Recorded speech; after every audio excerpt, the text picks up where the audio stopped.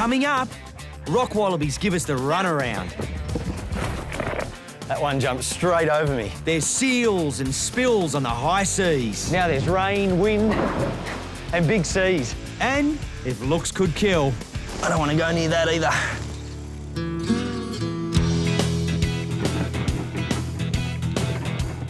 We got our wallaby gear. most people go to the gym for exercise. But here at the Australian Reptile Park, we catch yellow-footed rock wallabies. This colony is due for their routine health check. But believe me, there's nothing routine about catching these agile marsupials. We got all the gear? Yeah, got all the gear. Good. Let's get into it. Might just have a bit of a chat about how we're going to do it first. We'll probably all have the opportunity to catch one of the yellowfoots. If it doesn't go to plan and a roo gets out or, you miss, it doesn't matter. Just let's settle, look at where we are, make sure the roos are safe. So our target is that little guy sitting right there. So that's getting to a size where we're risking mating with siblings. Cannot have that. All right, let's go and set up and catch these roos. Mating with siblings can cause serious genetic defects. Protecting bloodlines is a vital part of their captive management, and that's why we need to catch and microchip the joeys. Yellowfoots are perfectly designed for hopping along rock faces and cliffs. They've got long feet and a strong tail for balance. We don't stand a chance of catching them up there. Okay, so let's use this corner. Let's use the angle. We'll just skirt those rocks there, and that way we'll push roos around right into this corner. You'll be coming in and catching a kangaroo right there. So what the guys are doing here is making a netting line. So what that enables us to do is bring the wallabies around the yard. Once they hit that netting, they're forced into a corner. We'll pick 1 or 2 wallabies at a time, that's all. It's safe for them, safe for us, and then we go in and catch. But with yellowfoot rock wallabies, nothing's easy. They can jump 3 or 4 metres straight up. We don't want one outside. How fast are they? Well, they're like bullets, and the only way to catch them is by their tail or with a net. Now, that doesn't hurt them at all. I just hope our reflexes are quick enough. This is a big operation. There's 5 keepers just to catch 6 wallabies. They're not easy. All right, with the netting set up, it's time to put this plan into action. Okay, let's come around in a line. That's it, let's stay together. We've got 2 over here. Okay, we've got 2 in, Drew. Hold that one there, mate. Just missed him.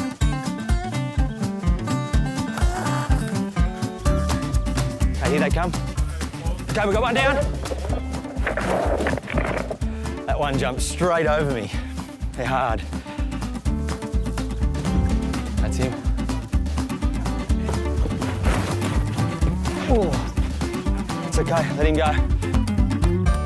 Well, it looks like things aren't exactly going to plan. We've had to call in another 2 keepers, reinforcements, the wallabies, giving us a hard time. Yes, come in, guys, we've got one here. One right here. Close in. Andrew, come in.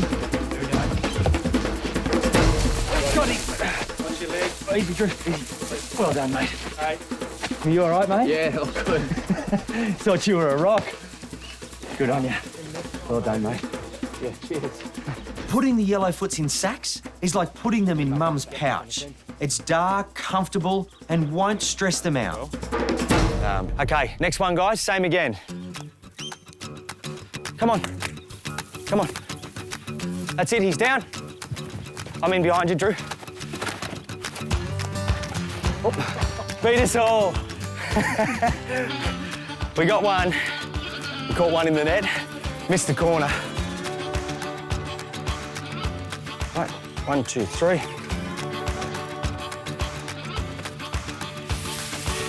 Where is he? Keep up, keep the line. Got him? Nice catch, Caroline. Okay, good on ya. 3 down, 3 to go. We've managed to pick a few off. They're not easy. The guys are doing really well. 2 in net and 1 by hand.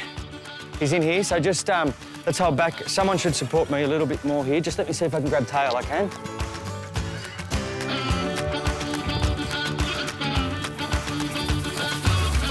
Got him. Whoa. Okay. Whoa, what a catch. I think that deserves a replay. Got him. Whoa. Okay. Oop. Full of fire. 1, 2, 3. I just managed to grab that little one by the tail. The reflexes were good. And that's how it happens sometimes. You set up a plan, we've got a good creche there, but we caught more of the wallabies opportunistically around the edges. You got to take your opportunities.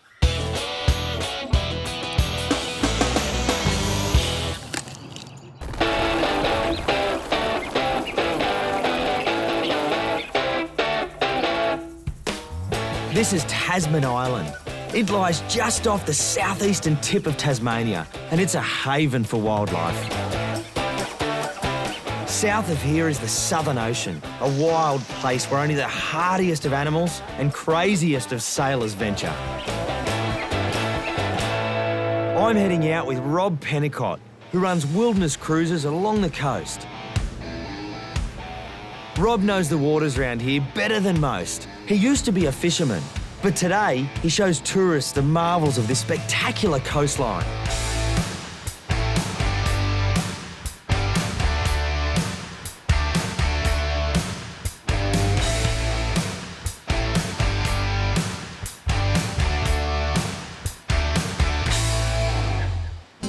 This cave was formed over millions of years of wind and wave action, eating away at a weak point in the rock.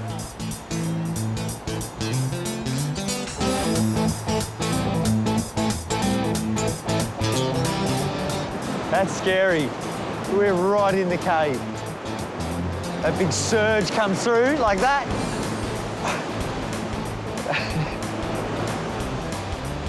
Unbelievable. The cave's just massive.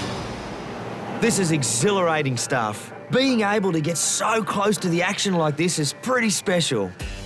Over there is the majestic Tasman Island. But there's one thing Rob wants to show me before we head out. The cliffs down here are staggering. At just over 300 metres, this is the highest sea cliff in the whole southern hemisphere. Their shape and structure is just amazing. The rock itself is Jurassic dolerite, formed 165 million years ago when dinosaurs roamed the Earth. Now it's time to venture offshore. First stop, Tasman Island. It's of particular interest to Rob. He helped fund a Tasmania Parks and Wildlife initiative to eradicate a certain feral pest from the island.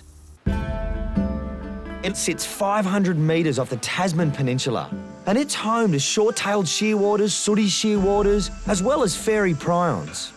The island's problem stems from its position. There was no GPS a century ago, so the best way of alerting ships to this massive rock was to put a lighthouse on top of it. That eventually became fully automated, but the lighthouse keepers left behind their cats. And they've gone on to become an established pest. So a few years back, Tasmania Parks and Wildlife set about eradicating the cats. Cats do have a place in Australia, and that's at someone's home as a pet, but not in the Australian environments, and especially not on a small island like that. They will eradicate every possible food source, and in this case, it's seabirds. Eventually, after a couple of years of research, the team were able to step into action. We had traps that we let cats come in and get very accustomed to the traps. We did baits without poison, so they got accustomed to eating that. And then one day, the poison was added. Then we got all bar 8 cats on the first night. And then in the next week, we got the last 8. Monitoring with specially trained cat detection dogs, camera traps, and good old-fashioned legwork, looking for evidence of cats continues to this day. And so what's happened? The cats are gone, and you see an immediate response? That's right. It's quite incredible, compounding each year, where it used to be this deep in dead birds with eggs in, caves full of cats taking the birds. Now the fledglings are just all inside the caves and in all the crevices. It's fantastic. In fact, today, the bird population is going through the roof on Tasman, as populations appear to be having increased breeding success.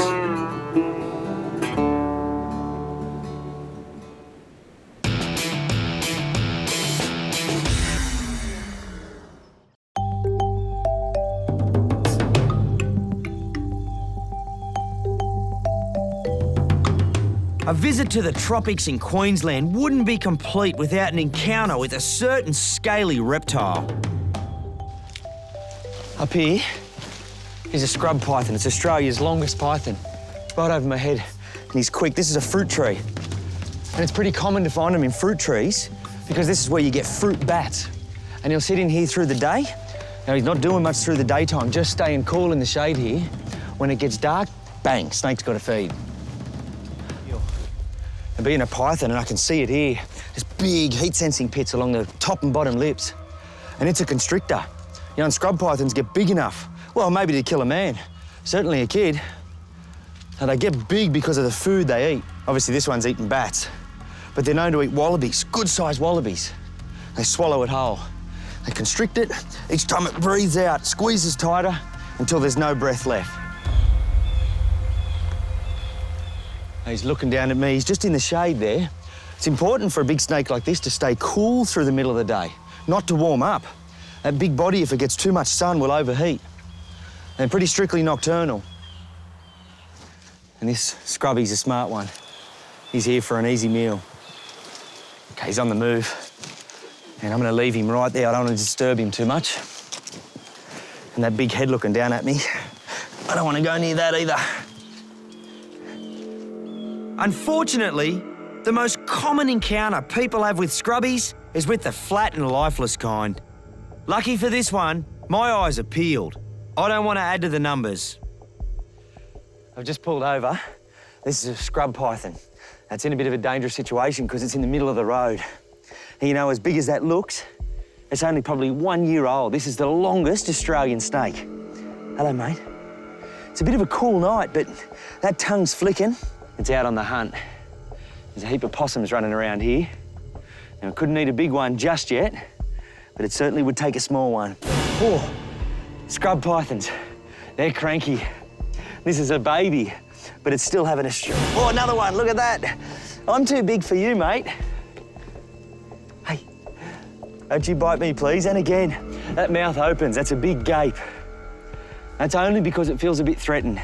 My big car's just come past, and I've pulled up now, and now there's a big warm-blooded mammal. And remember, scrub pythons have got heat sensor pits all around the top and bottom lip, so I'm glowing to that snake. But I'm not going to hurt him. I'm going to pick him up and take him just over there in the bush, where he's safe. Come on, mate. Now, how am I going to get... Hey, that's enough of that. You look that way, please. All right, thank you, mister. Look at that. Settle down, please, buddy. I don't want any bites. They're pretty quiet, really. Whoop, please. They're pretty gentle snakes. It's just on that road, he feels a bit threatened. Now, let's go over to the side there. Whoop, whoop, whoop, whoop, please. And you know, something there, have a look at. Scrubbies are arboreal, meaning they mainly live in the tree. This snake's just crossing the road, going from one side to the other. Look at that. From the tip of its tail, it's able to hang off me. And they'll actually feed like that up in a fruit tree. They'll hang there by half their body, waiting for a fruit bat to come in and whack. Then they'll constrict. Whoop, no, I don't want that head, please, buddy. There we go. Look at that position. I'm just about to take him off the road, but he's curled right up, ready to strike. It's all right, mate, I'm gonna let you go now. All right, I want to get him right off, up here in this vine thicket. Come on, mate. All right, mate, there you go. That body's so strong, just got his head on and wrapped around. That supported the rest of the body, and now the whole snake's going up the tree. There he is. Well, that's good. I'd much rather him there than squashed on the road.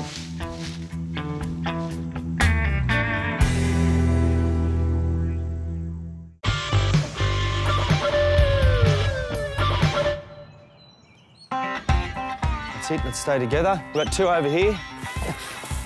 Got him! Whoa! At the Australian Reptile Park, my team and I are rounding up yellow-footed rock wallabies for a routine health check. Oh. It's okay, let him go. They haven't made it easy. Oh, oh. Oh, unlucky, mate. But we're making progress. Drew's got him. Nice, mate. Well done. He was deep in there, hey? That's 4 down, 2 to go. Drew, there's one up there, mate. Nick, I'm going to bring him to you beyond that tree. Ready? Coming. Good catch, mate. Good catch. Got him there? Yeah, I'll grab your net again. Thanks, mate. So far, we've caught 5 out of 6. The only one to go now is the juvenile, but it's doing what yellow-footed rock wallabies do best, and that's hiding in rock crevices. That's exactly what Mum would have taught it to do. Yellowfoots were nearly hunted to extinction, with several populations being wiped out. Young joeys are so important to the future. We must find this one to ensure that it's happy, healthy, and has its own identity. There he is. Got him, mate? Ah, beautiful. That's it, number 6. Look how small he is. So he's only a couple of months out of Mum's pouch. Now's the right time for us to give him his own identity. All right.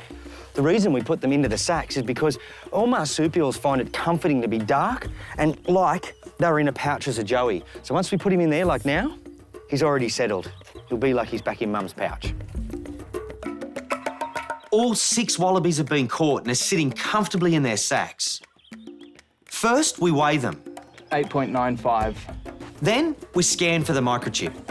The microchip is our way of identifying each individual animal. And that's really important because the population is managed genetically. We cannot have relatives breeding with each other. No, I can't find the chip.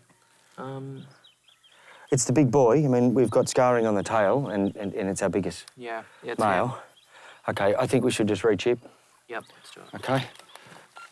We know this wallaby is our big dominant male, but we can't find its microchip. The scanner's not picking it up.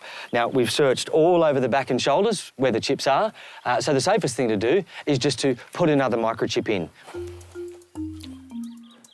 It's completely painless and only takes a second to put just under the skin, similar to what a vet would do for your dog or cat. Got him. Yep. Easy as that. This is the best bit, letting them go. Off you go. All right, time to check this guy's partner and mum of our joey. This is Mum. There it is. Look at that teat. OK, and we've got good milk. Gland looks great. 1, 2, 3 inactive teats and 1 long teat. Wallabies are very different than kangaroos. They're always smaller. They're often very pretty and have far more defined markings than your larger kangaroos. Their legs are shorter and their forearms are strong and stocky. And the base of the tail starts much closer to the ground. They're really agile, makes them hard to catch, but that's what makes them great. Bye, Mum. It's great to identify Mum and just see that she's happy and healthy. Now I want to have a look at her baby, make sure he's the same way. Young male yellowfoots are often bullied by older males. It's another reason why we need to monitor this guy closely. Hey, let go, please. Look at that. Beautiful little boy. That's what it's all about for us. He's 2.5 kilos, 1 year old. Now he's going to get his own identity.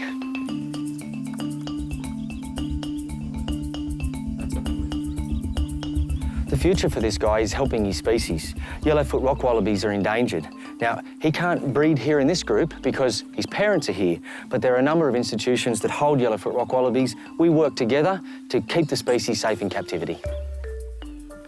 I can see Mum looking down at him, so I'm going to let him go. He's going to hop right back up. Hey, don't bite me, please. I'm about to let you go. See you next time.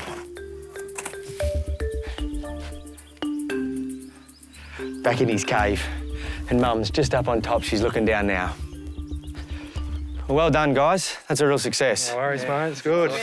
Let's hope we've got some more little ones in 3 months. Sweet. Yeah. All right, I'm going to leave you wrap up. Cool. See ya.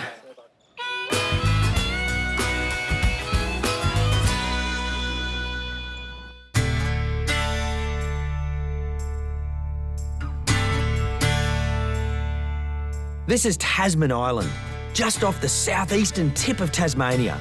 A successful feral pest eradication project on the island has seen its bird population returning to its natural state. There is another inhabitant on the island. No danger to the birds, they hang out down at sea level. Behind me is an Australian fur seal colony. Now, they're one of the largest species of seals in the world.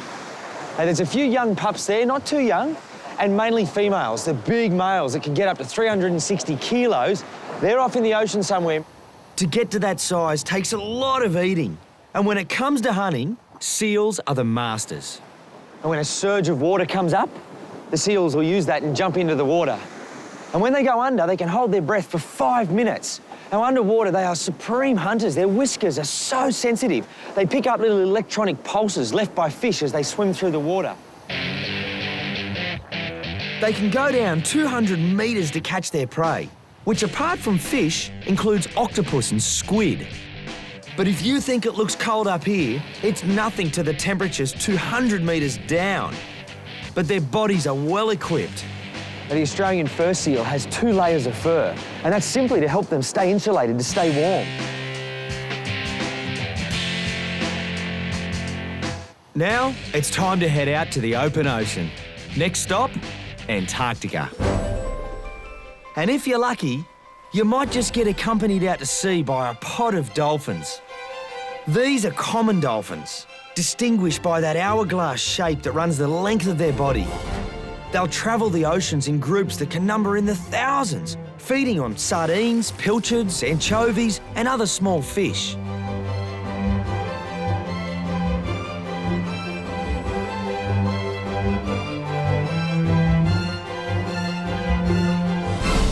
This is the Southern Ocean at its best. 5 minutes ago, it was sunny and calm. Now there's rain, wind, and big seas. And Tasman Island, where we were, is covered in cloud. There are so many seabirds out here. There's shy albatross flying everywhere. Shearwaters, there's sooty shearwaters, short-tailed shearwaters, fluttering shearwaters. There are little storm petrels. Now, whilst the birds go to land to breed, they spend the main part of their life at sea. Those albatross, though, they're just impressive. In the winter months, you'll get the royal albatross, with one of the biggest wingspans of any bird on Earth. But the main one here is the shy albatross. They're so graceful, the way they just fly above the surface of that water. They only breed on 3 islands, which are all around Tasmania. Numbers plummeted in the early 1900s due to demand from the feather trade. Although it's still under threat from longline fishing, shies can be seen scouring the seas right across the southern oceans. And today, numbers are on the rise. What a wonderful sight.